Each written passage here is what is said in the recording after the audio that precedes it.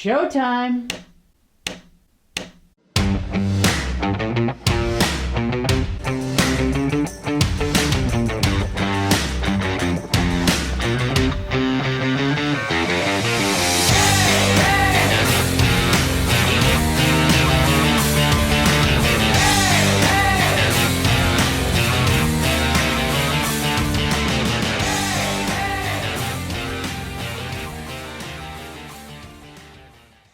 Hi, everyone. Welcome to the Rosie and Bill Show. We have a very wonderful show for you today. And this one, we're kind of targeting some of the parents out there who are dealing with children staying at home during the quarantine. And folks, if you are out of ideas on how to keep your children focused and entertained and occupied during this stay in place, tonight's guest has done something to help. Author Dreama Denver has written a book called Four Bears in a Box, and this book is so delightful. It's sweet, and it encourages children to use their imaginations.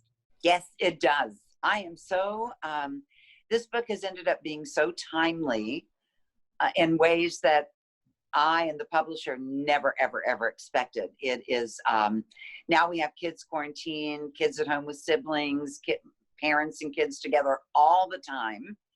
And the book is about imagination. It's about creative play. It is, I would say, the publisher and I think it's anywhere from 0 to 9 years of age. A great read aloud book. I wrote it in rhyme because my son growing up loved Dr. Seuss. So I don't claim to be Dr. Seuss, but I loved rhyme and wanted to write it that way. And I don't know, it's just ended up being something I think that can bring parents closer. And my good friend Kevin Sizemore, who took my book a step further, provided a way for it to actually provide like visual entertainment. If the parents are otherwise occupied doing something else, they can show the kids the book another way. So we're really excited about it. Now, Dreama, I have to ask, this story that's out now that we're talking about actually began quite some time ago. Can you tell us a little bit about the history of Four Bears in a Box? I definitely can. It's I think it's a really funny story. For those who don't know, I was married to Bob Denver, who played Gilligan on Gilligan's Island for almost 30 years until he passed away. And during our marriage, we had an autistic son who was severely autistic, and story time was the most special time for us because that's when Colin, our son, would snuggle in and cuddle up and love to be read to. So, you know, in my heart, that's just the primo time that we had with him. And one day Bob came to me and he said, honey, I think you should write a children's book. And I said, oh, you do you? And he was like, he said, yeah. He said, you've got the rhyme thing down. You've read Dr. Seuss tens of thousands of times, and that's no exaggeration. And he said, I think you should give it a try. And I said, well, okay, but I'd have to, you know, come up with a premise that little guys would like. And he said, well, I've already got the title. And I said, okay, what is the title? And he said, Four Bears and a Bag. And I went, so exactly what would four bears be doing in a bag? And he looked at me as only Bob could, and he went, that's what you got to figure out. And I said, okay. So I did. I figured out what four bears would be doing 20 years ago in a bag. Now, again, this was 20 years ago that he challenged me to do this. And I wrote the book, and then life got in the way, and our son got older and a little more challenging as far as handling him and just trying to get sleep and rest. And then, of course, Bob was ill and passed away, and it just got put away. And last spring, I was doing spring cleaning. I don't know about you guys, but once in a while, I get this urge to purge. Yeah. And the safest place to go is like a drawer or a cabinet or something. Otherwise, I'll empty my house. So I was going through drawers, and I found this manila envelope and, you know, didn't know what it was, and opened it up, and there were the typewritten pages. And the cool thing was now I have a manager, right? So I texted him and I said, I've written a children's book. And he went, great, when? And I said, 20 years ago. And he's like, okay. So anyway, I took pictures of the pages, texted them to him.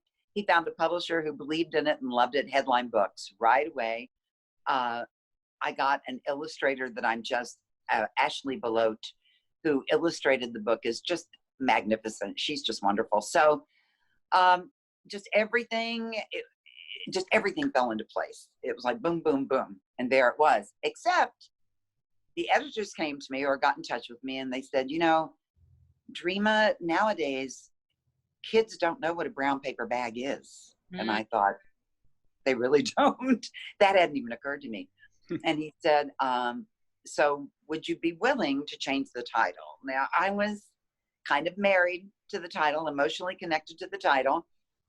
But I said, let me think about it and I'll let you know tomorrow. So they said, we'll change it from a bag to a box. It's not that big, 2 letters, right? And I said, okay, let me think about it. I could literally hear Bob's voice in my ear going, honey, if they want to put the bears in a box, put them in a box. Not a big deal.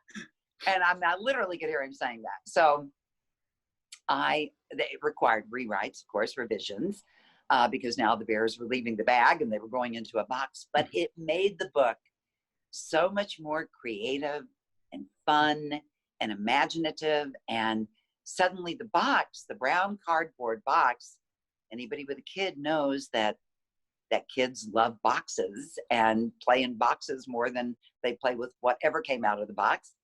And so bags suddenly, are a little more dangerous, you know, like with the choke, with the suffocation factor.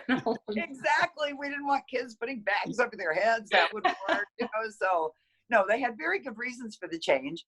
And once I heard Bob's voice in my head, I thought, you know, it isn't that big a change. And it did make the book better. I mean, it did, because I had to revise and rewrite, and suddenly this box could become anything, and they could have all kinds of adventures every time they got in the box, the 4 bears. It could take them someplace different, you know.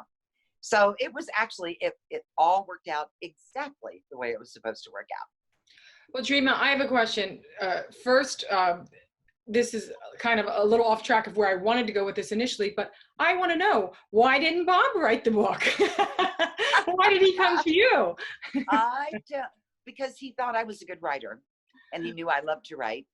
And, you know, we did, with our son, we did almost 21 years of 24/7 caregiving.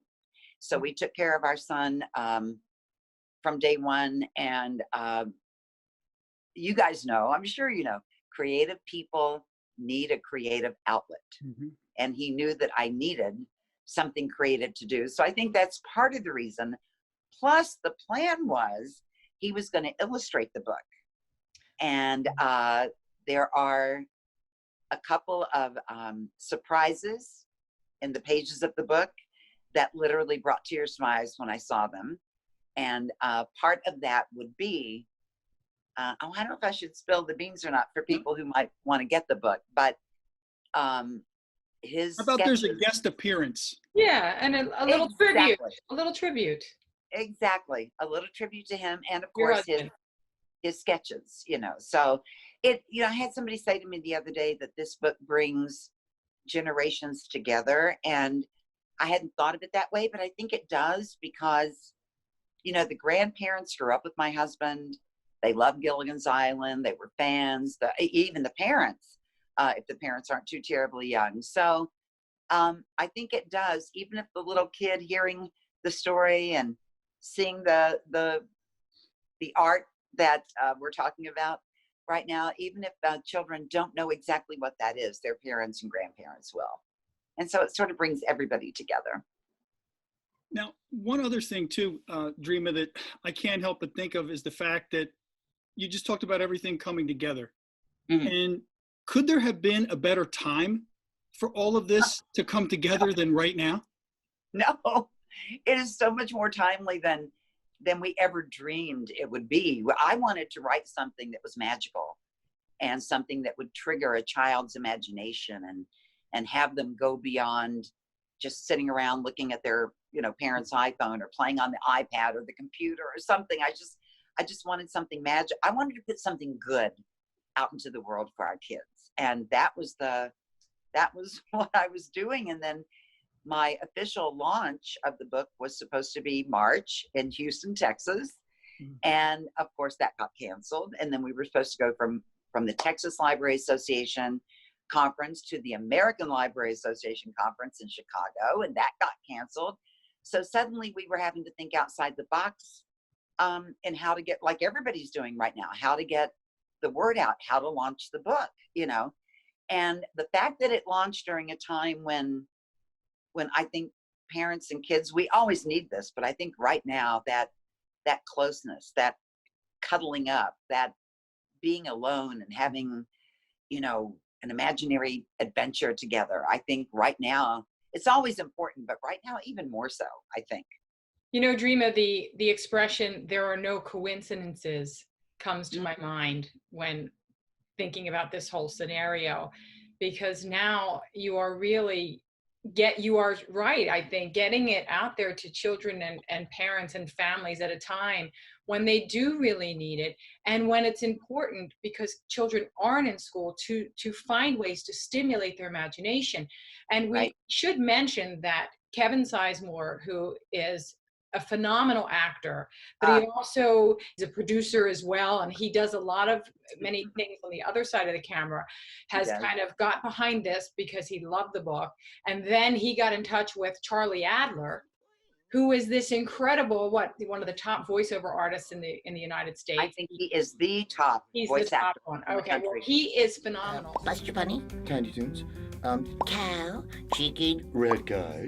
They have a video production of this, which they have put on YouTube, so you can actually show your children a reading of this book as read by Charlie Adler. And then, you know, Kevin put in pictures of the book. So it's just this wonderful little production. So I don't think it's a coincidence that it happened at this time. And I think you may end up reaching more people. I think about it all the time because really, you know, everything had fallen into place so beautifully. And then the launch of the book came and everything kind of, you know, fell apart because of the pandemic and all of that. So when I look back on it, as I have learned to do, I try to do it in real time, in the moment. I feel like it's still all coming together exactly the way it was meant to come together, in a way that I never anticipated, that the publisher never anticipated. Kevin Sizemore is, he and Gina and Gunnar, I love so much. And Gunnar, Kevin's son, Kevin and Gina's son, is a voiceover, or I hate to say voiceover, but he's a voice actor. And he's worked with Charlie Adler. He did Kung Fu Panda, which Charlie directed. And I mean, Charlie has done so many voices, and you'll see some of that on the video. Right. Which makes it really fun because after the story is over, then it shows you a little bit about Charlie and Delnora Reed, who did the music for the video. She was fantastic. Bill and I we loved her, and also the little surprise she put when they, I know, you know, little musical surprise. Yeah, the little musical that surprised me too. I know it was pretty amazing. Delnora is she's from where I live right now, Princeton, West Virginia, and she is beautiful and talented and a Nashville singer-songwriter, and you know, can play the mandolin and the guitar and everything else, and sings like a dream. Well, the little video at the end of the video, there's a video of her singing. She's amazing. So these, you know, to have Charlie Adler read your children's book out loud is pretty spectacular. And Kevin brought it all together. I mean, Kevin is the one who, you know, to launch the book, I did a Facebook Live, my first one ever, and trying to get the word out. And Kevin tuned in and saw some of it. And he called me afterwards and he said, you know, Dreams, look, why don't we do this? You know, I've got an idea. I'm not sure exactly what it is yet, but if it's okay with you. And I was like, hey, whatever, go for it. Whatever, having no idea what he was talking about. And, you know, days later, he called me back and, okay, here's what I'm thinking.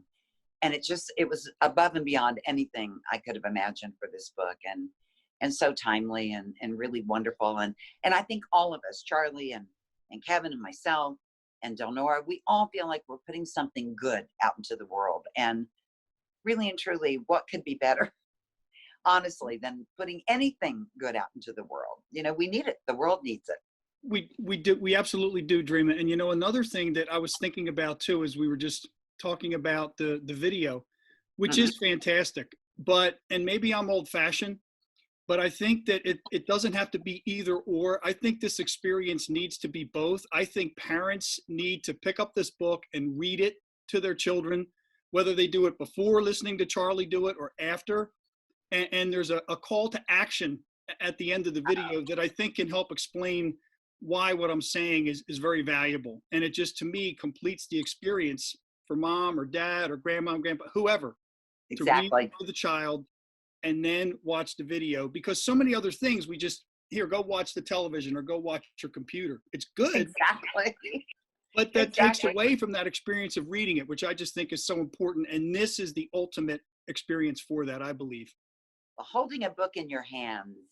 I mean, we grew up doing that. We didn't have devices, you know, and there's nothing like that feeling of a book. And this book amazes me because tactily, it's a hardback, obviously, but tactily, I want to say it's velvety. I don't even know what the word is that you use for it, but it just feels so good just to touch it. And the call to action, here's what we thought. I started out as an actress. That's how I met Bob. I was casting a show with a stage play with Bob. And of course, Kevin's an actor and Charlie's an actor and Delnora's a musician, all of us creative people. So we thought if we put out a call to action, now my experience that would go along with what I'm going to say happened when I was in kindergarten and I was chosen to play the Virgin Mary in the Christmas pageant. That was my first acting job. And it did something to me at 5 years old. And we thought if we did a call to action where the families get together, they get their iPhone, they do a video, you know, mom does one voice, the kids do voices, somebody narrates, somebody gives a spin that maybe we haven't thought about, like maybe somebody makes it rappy or jazzy or a country flavored Four Bears in a Box. We thought kids could get really creative, and you never know what that's going to spark in them. Maybe one of those kids will be the next Charlie Adler or the next Kevin or a writer. If Dreama Denver can write a children's book, so can I, or a musician. Like, you just don't know what things in life are going to spark something inside a young person. And so we thought if we put out this challenge and told people to do their little videos, do whatever they want to do with the book, and then hashtag it Four Bears in a Box and put it on social media so we can see it and we'll share it. And maybe, you know, not only would it be something fun and creative to do and something they're going to learn by doing, they're going to learn something regardless of what part they play in the production, but we just thought it would be a wonderful thing to see everybody's ideas. Right now, I have people sending me pictures of their kids with the book, their kids in a box. I had a grown man in California. I mean, a grown man, dapper suit, sitting in a great big box, holding my book. That's adorable. I've had people, you know, it was so darling. I've had people tell me that their 85-year-old, you know, great grandmother loves the book. So it really is something that everybody can take part in and have a really good time with while we're looking for things for entertainment and things to bring us some joy right now. I agree with you. It's really resonating with people. And you touched on something about they could maybe jazz it up or do it as a rapping. You know, there is a musicality.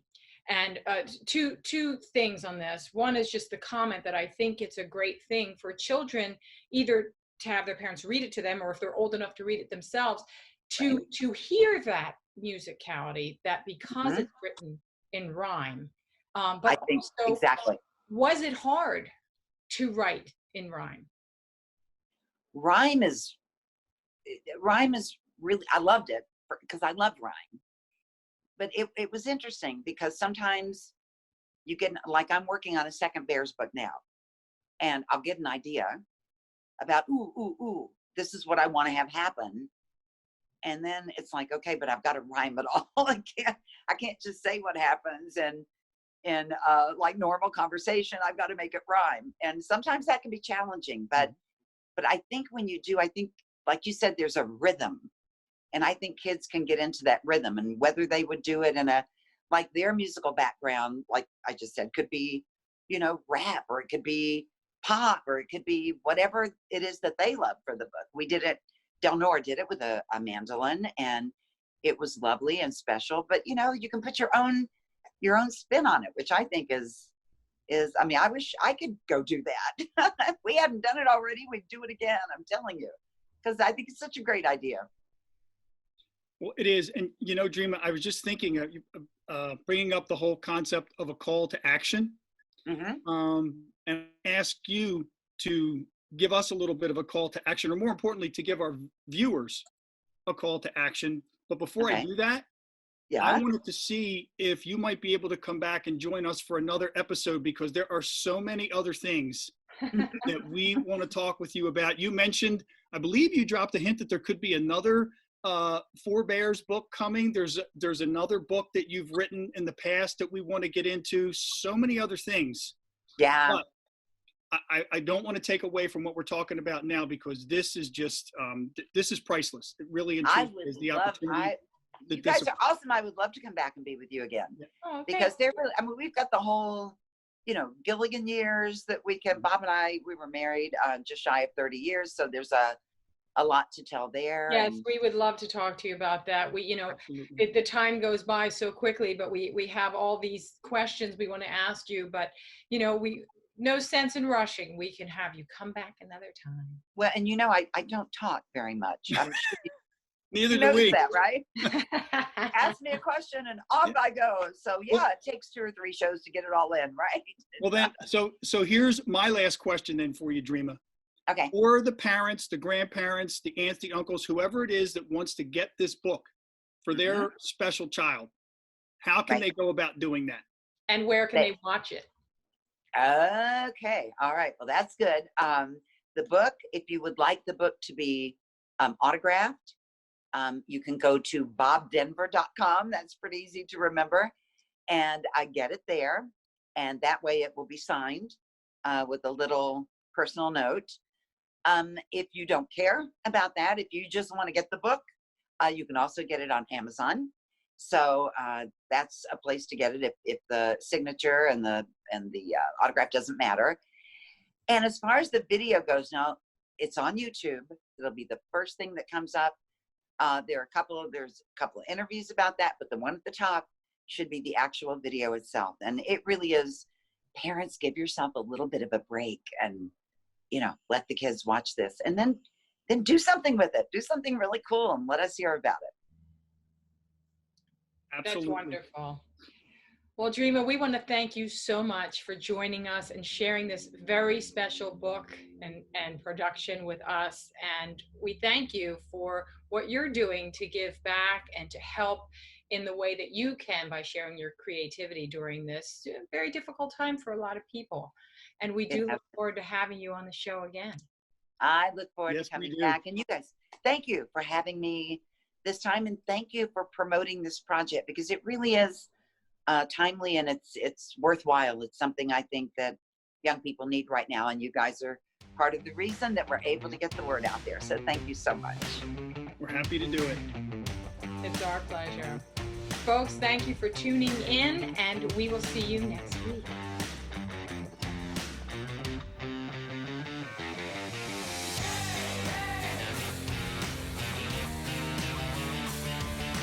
Toppled and teetered and tossed in the box, they tumbled through space like 4 astronauts. They chuckled and chortled and giggled and snickered till somebody sneezed and the spacecraft lights flickered.